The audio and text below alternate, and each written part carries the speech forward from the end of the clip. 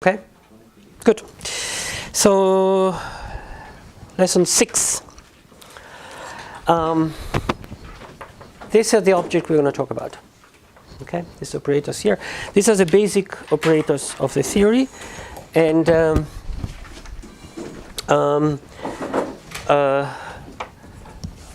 they are derivatives on the group, so they generate, they turn these variables in the three directions of the algebra.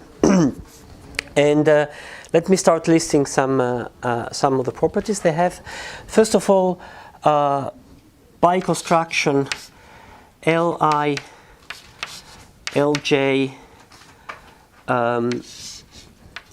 don't commute if they pertain to the same link. So the 3L here are like angular momentum operators, so epsilon I, J, K, L, K, L, delta L, L prime. So if they're on different links, of course they commute, but if they're on the same link, L, A, L, J do not commute. So we see a little bit of quantum mechanics non-commutativity here. Of course they don't commute with this. These are derivative operators, so they act on derivatives here. Let's get to one of the main properties they have. When they act on states here, so on gauge invariant states, it's pretty obvious to see that the following equation holds. I'll just argue for it. So L vector, any component, so for each node, I have a node and I have 4 links coming out, say L1, L2, L3 and L4, and let me just for simplicity imagine they're all oriented outside.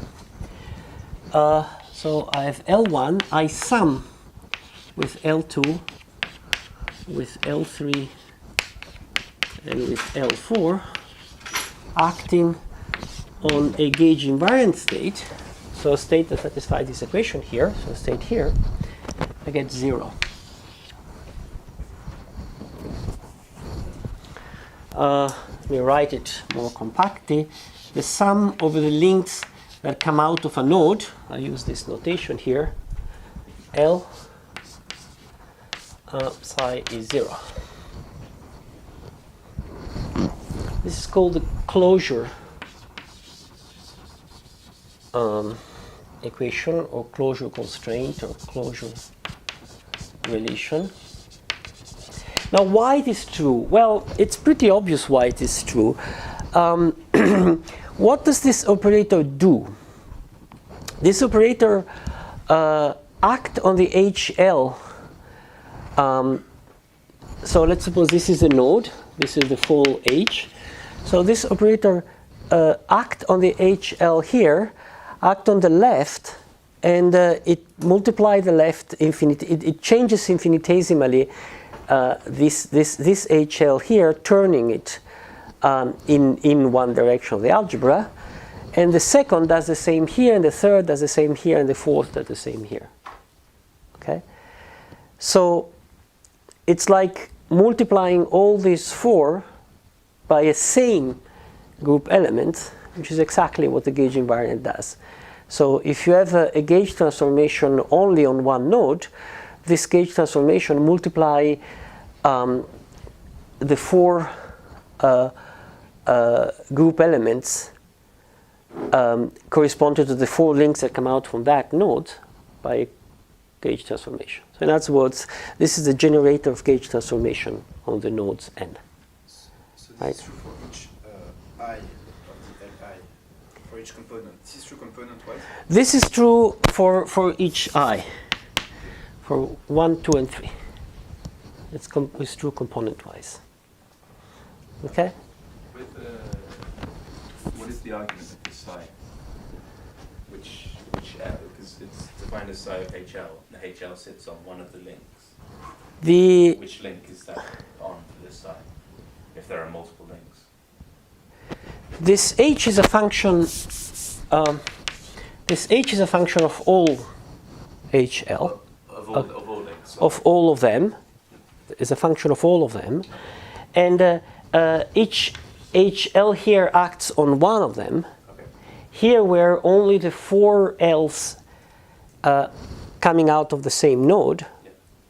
So this is the infinitesimal transformation that act on the 4 group elements associated with these 4 links on the node, and that's exactly the gauge transformation there. That's a generator of those gauge transformation, and is 0.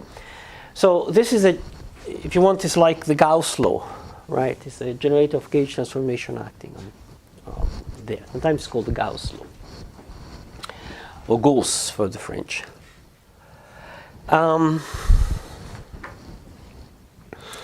Good. So as I said, these operators here are defined on H tilde, not on H. So let's see what we can define on H. Well, we have to see, these are not gauge invariant, as I said. They're gauge variant because they have an index I. So when I act on a gauge transformation here, the L operators that sit here transform in the vector representation at the gauge transformation. So to write gauge invariant things, I have to get rid of this index dependence, and the simplest thing I can do is take the scalar product with itself for a fixed L, and this is an operator which is called AL square, so the actual operator called AL is the square root of that. This is a self-adjoint operator. These are all self-adjoint with respect to the scalar product of this Hilbert space here. So this is this individual knot is not, but this is well defined. Is well defined on the gauge invariant Hilbert space. It sends the gauge invariant Hilbert space into itself. That's one possibility. Another possibility is to do the same. Let's call it GLL prime. Is to multiply L with L prime, some of the indices for 2L and L prime that come out from the same node, and this is also gauge invariant. A third possibility, it's pretty obvious, is Li, Lj, Lk, epsilon I, J, K for 3 L's, not for the same L because of the 0 by antisymmetry, but for 3 L's, L, L1, L3, it's called V square, L1, L2, L3. And this actually depends only on the node, because it's pretty easy to see that if I, instead of L1, L2, L3, I put L1, L2, L4, I get the same object. Do you see why? It's because of this equation here. So if I have L1, L2, L4, I, J, K, epsilon I, J, K, L4, because of this equation, can be written as L1 plus L2 plus L3 up to the sign, but L1 and L2 gives 0 because of antisymmetry, so I can L4 and L3 give the same thing up to a sign. So up to a sign, and forget the sign for the moment, plus or minus this is uniquely determined by the node, and the sign just depends whether the parity of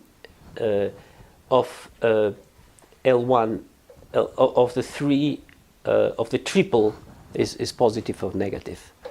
So if I just put a plus or minus for positive or negative parities of the triple, I get just one quantity. So these are all gauge invariant things. And there's a little theorem, which I'm not going to prove. In fact, yes, I'm going to prove, because I'm going to diagonalize these things, that the set AL Vn, okay, for all n and all n, it's a maximally commuting set of operators in the sense of Dirac. So it's like energy, total angular momentum, and Lz in the hydrogen atom theory, like L square Lz for the angular momentum.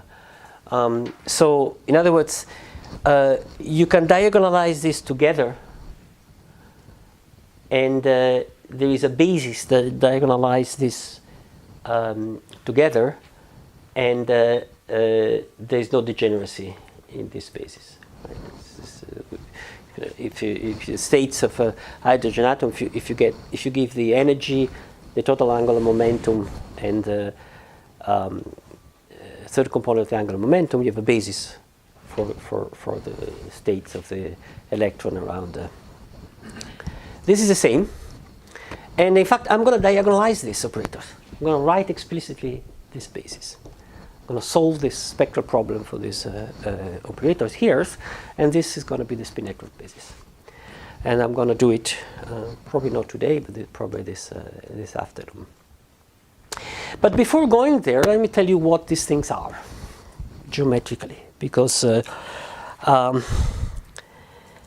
that's where slowly the beauty of the thing starts to come out. And all this definition is sort of rigorous and precise, and I will solve the spectral value for this operator here. The geometrical interpretation is sort of sketching, hand-waving, but it tells you what is going on. And we'll see a little bit more clearly in the classical limit, but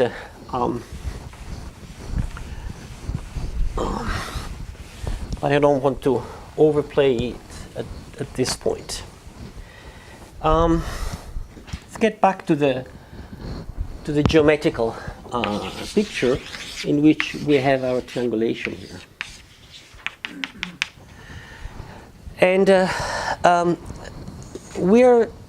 so think this is a metric space, and there is a metric QAB of X, three-dimensional Riemannian matrix, which is curved. In general, it's curved.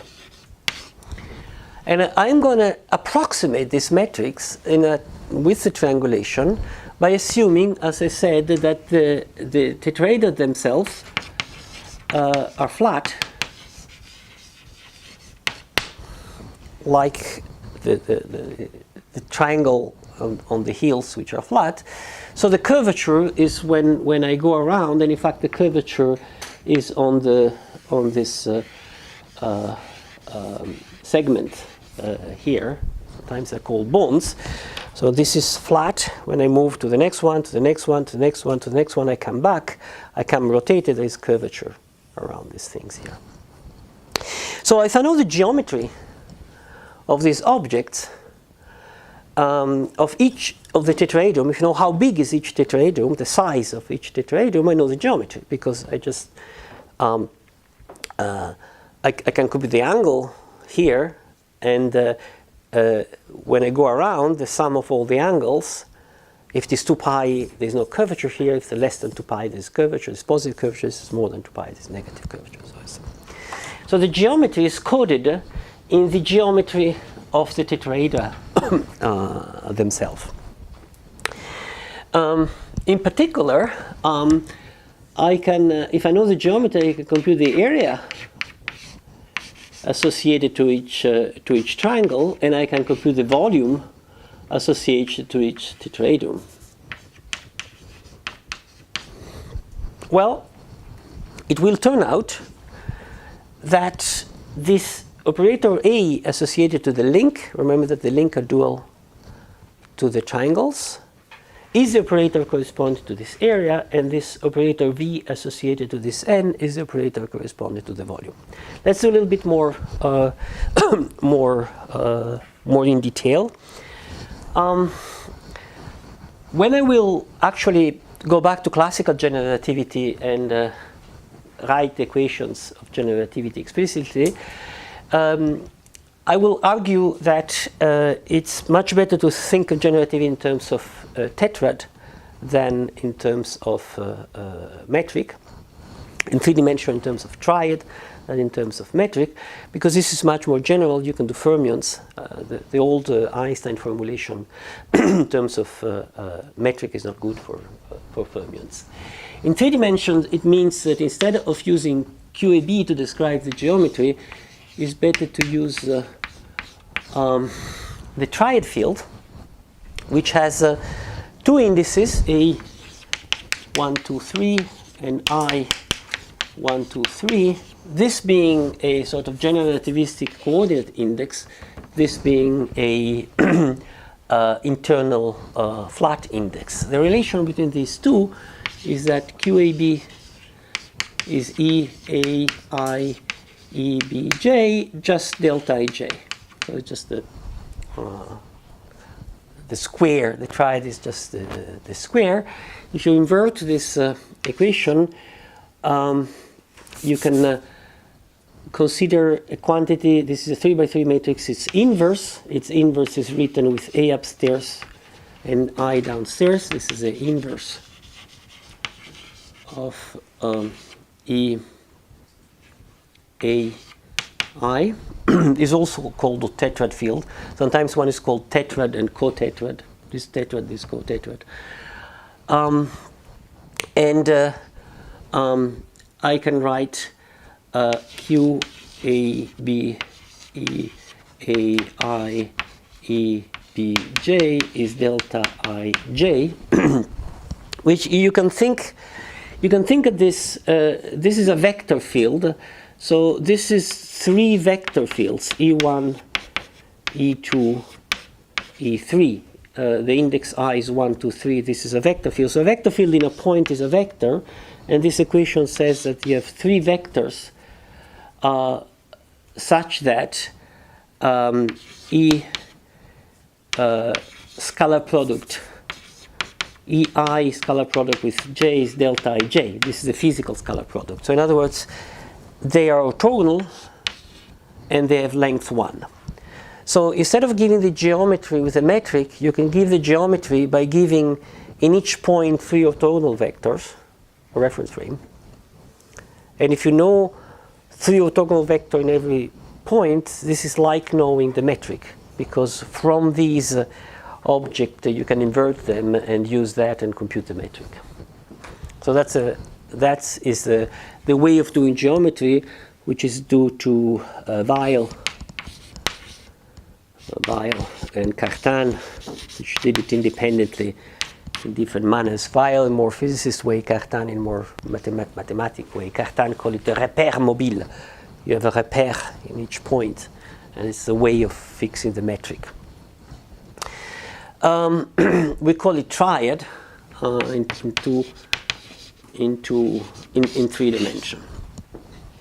So we have this triad, and in any in the triangulated case, we can put a triad in each tetrahedron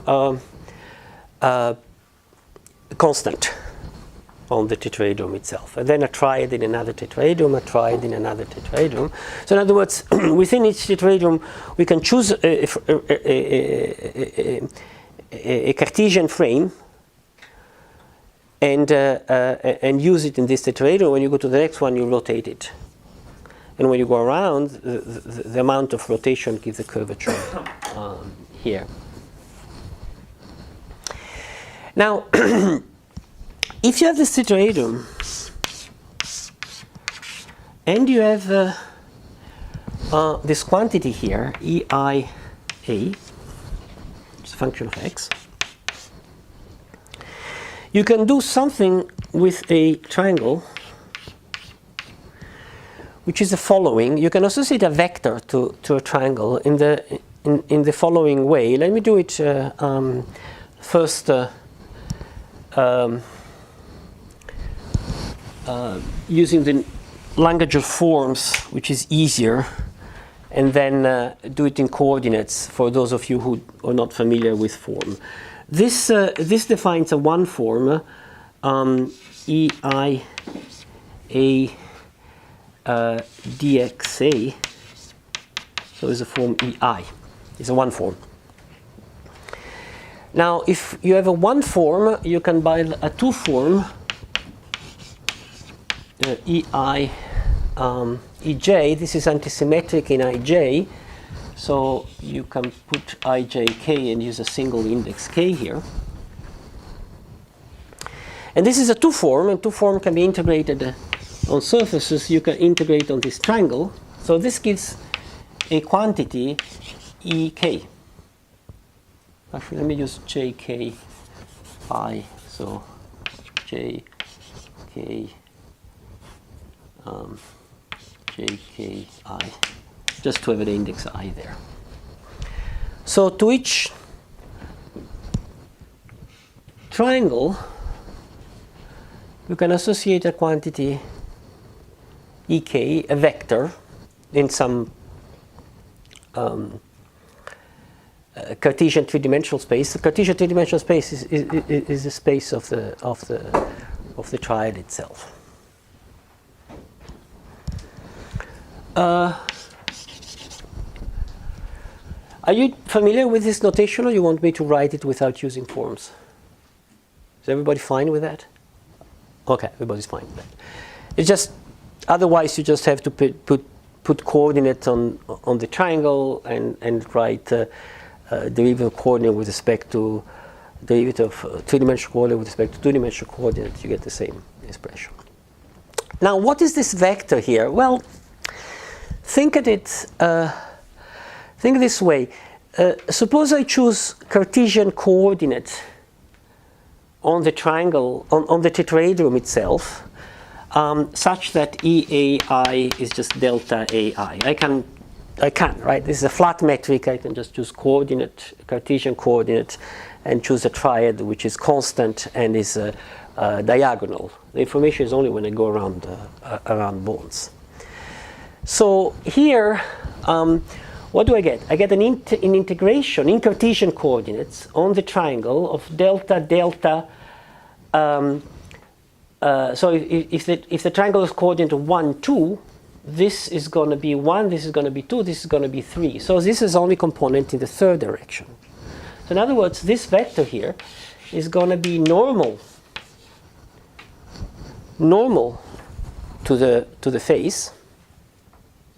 Okay, and in the integration, I'm going to give the area of the face.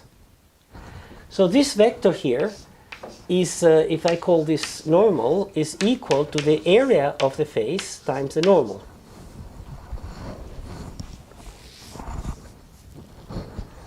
Which means that EI is the area square.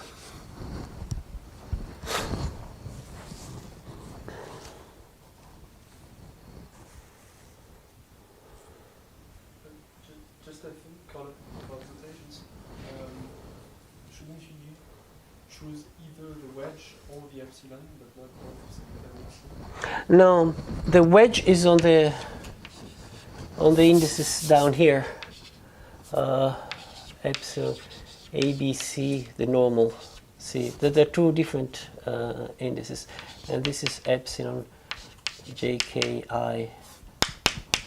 So the epsilon is the upstairs indices, the wedge is the downstairs indices. Can you say again what it corresponds to? Sorry? So which one is what is the correspondence between the indices and geometrically?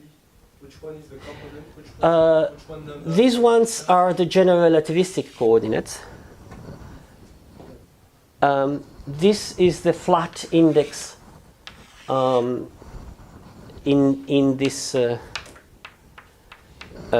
in this basis. If you use, if I said that this is a flat metric, so if you use coordinates which are Cartesian, this becomes diagonal and everything is the same. Okay? But in general relativistic terms, AB corresponds to the general relativistic coordinates are the indices of the metric, QAB, these ones, while the IJK are the internal ones. Now, maybe I've introduced confusion, but now you should.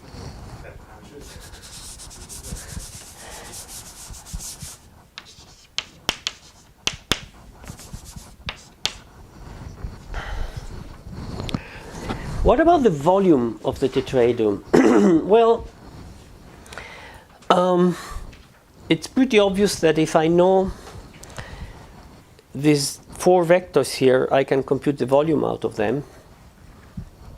Actually, these 4 vectors have a property. There are 4 of these, right? 1 per each face.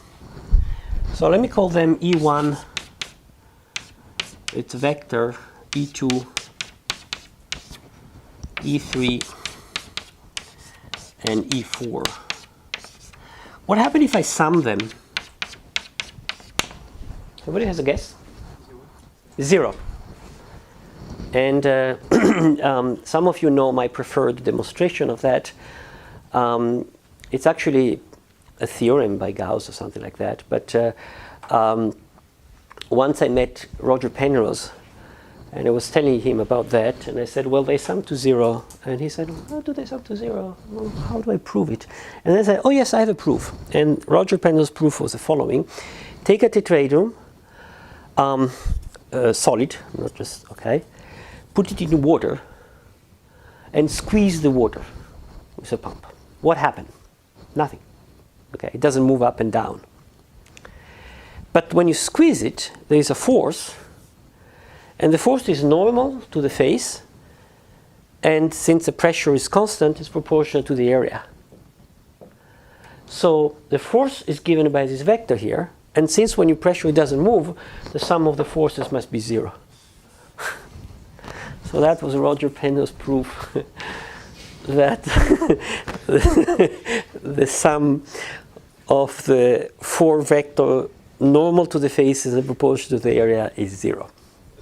It's also called the théorème de la cocotte minute. Théorème de la Cocotte minute.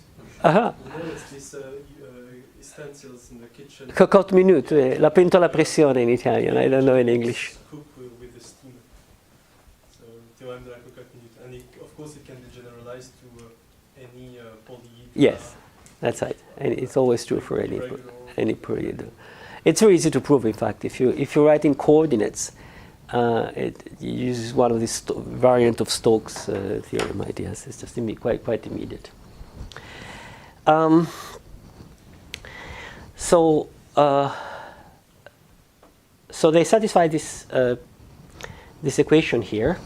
And what about the volume of the tetrahedron? Well, the volume must be something you can compute in terms of all four of these, or 3 of these, given that one is, and should be a scalar. So there's only one thing that it could be, and should be invariant under the volume. It does not change if you rotate it. So you must construct a scalar out of 3 of vectors, which is invariant under rotation. There's only one possibility. So the volume should be some number, which we can figure out easily, and then epsilon I j k, e I, e j, e k for 1, 2, 3, for 3 of these. And the number, let's see if we can work out the number.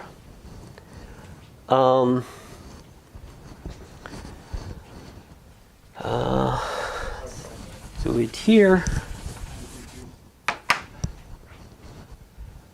The vector EI, I mean, the I is an internal index. So why are we saying that is the vector normal to the surface? I mean, I would imagine vector normal to the surface to be EA or not EI. it's because of the age. That's right. That's right. So if you write this in this gauge, this becomes the. That's right. And in general would be some. In general, they are not connected. It doesn't mean anything. You have. That since we have the gauge invariance there, we can always choose. I mean, whatever triad you choose inside. No. We give the same.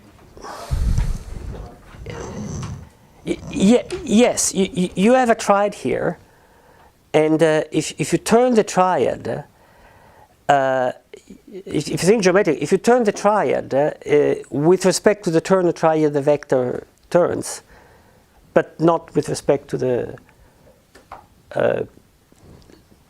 tetrahedron itself. So that vectors does point in that direction with respect to the tetrahedron. Sure. It's just that the way you write in terms of the triad depends on the orientation of the triad. Now, just to make things a little bit concrete, let's compute this number here. It's very easy. This has to be the same for every tetrahedron, so let's not use a regular tetrahedron like this one. Let's use a tetrahedron which is this is length 1 in the x direction, this is length 1 in the y direction, in the z direction, in a Cartesian coordinate. So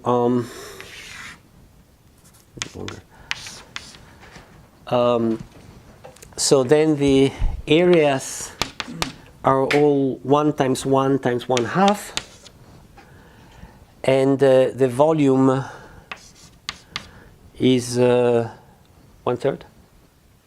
I forgot. 1/3 1 cube, so 1/3. So I need a square here, dimensionally.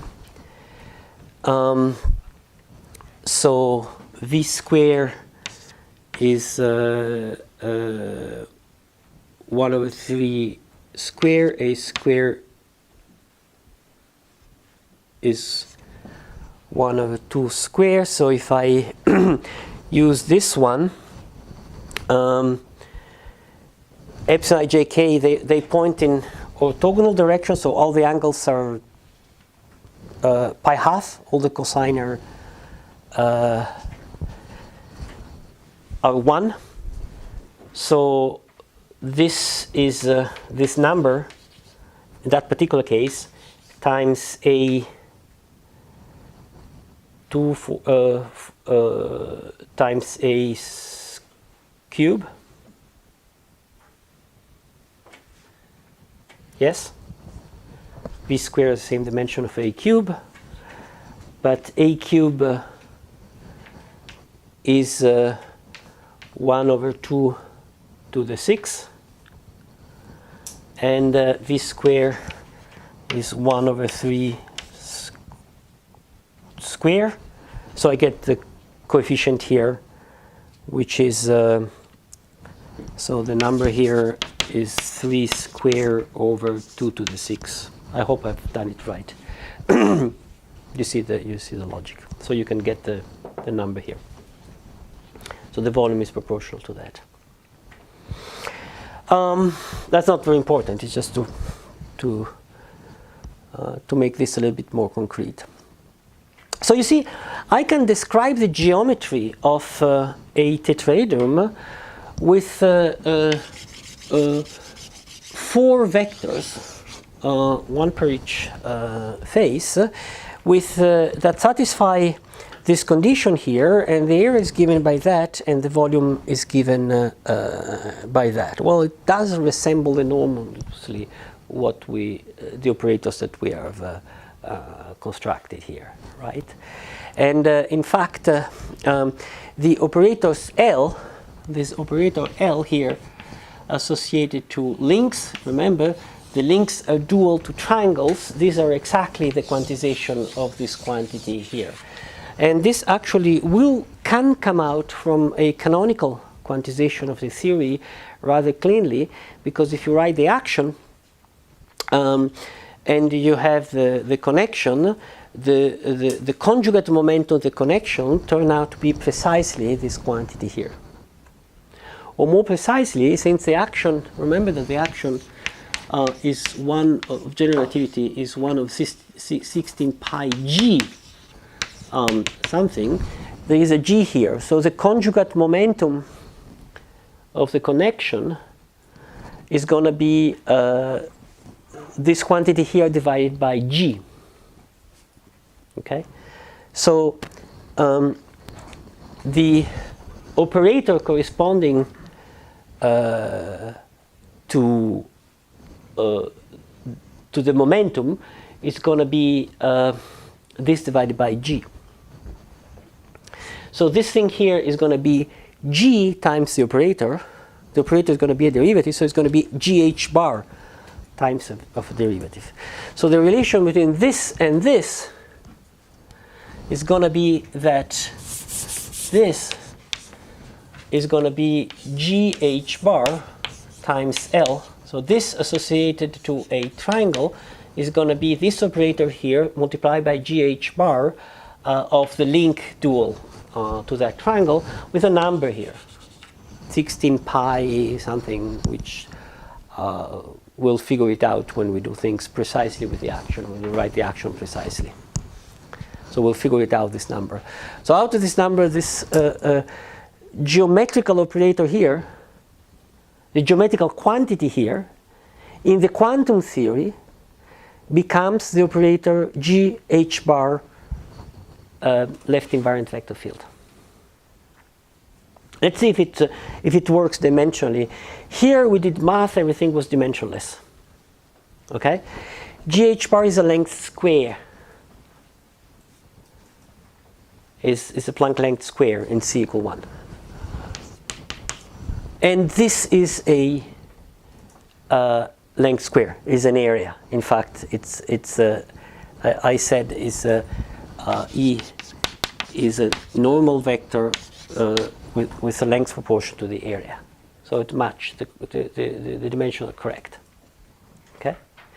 So this thing which I've defined are going to have an interpretation as once multiplied by gh bar as the operator corresponding to this vector normal to the face of the triangle corresponding to the dual of this link and with a length proportional to the area, which means that its square is the area square, and this triple product of 3 is the volume of the tetrahedron. Okay? Are you with me? So now we have a Hilbert space, a set of operators, and some operators to which we definitely are going to associate the geometrical interpretation. Yes, Pierre? So you were saying that the areas and the volumes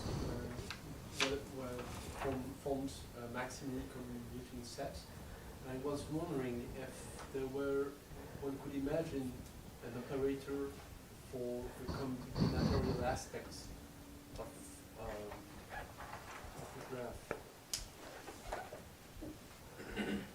graph. No, the combinatorial aspect is written in the algebra, in the structure of the algebra itself, because these are attached to links and have this property here.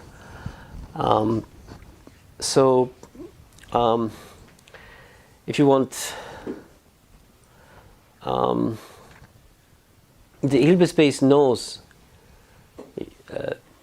who is next to whom. But just looking at the algebra of the operators, it's possible to reconstruct the... Yes, just looking at the gauge invariant algebra, it's possible. Not at the gauge variant, but the gauge invariant algebra of operators knows about the structure of the graph. In a non-obvious way, but in fact we work the other way around. We fix the structure and then we build the algebra out of that. I wouldn't know how to do it explicitly, but the algebra itself knows about The Gauge-invariant algebra knows about the structure of the graph. Yes? Are these results like independent of the triangulation? Like if you try to triangulate this with cubes instead of tetrahedra, then you would have 6 independent vectors in that case.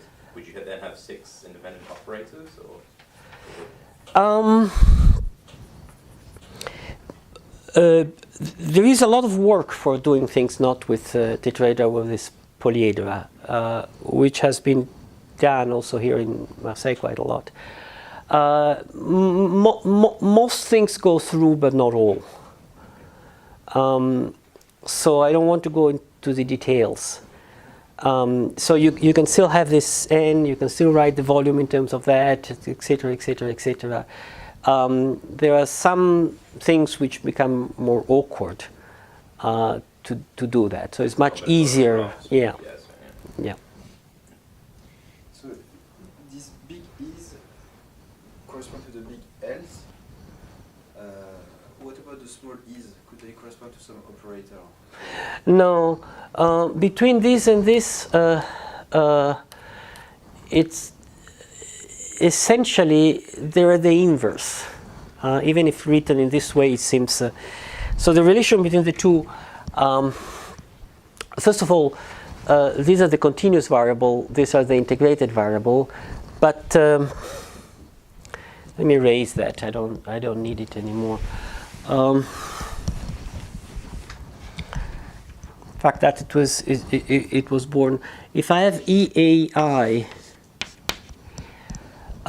its inverse EIA. Let's write the formula of the inverse explicitly.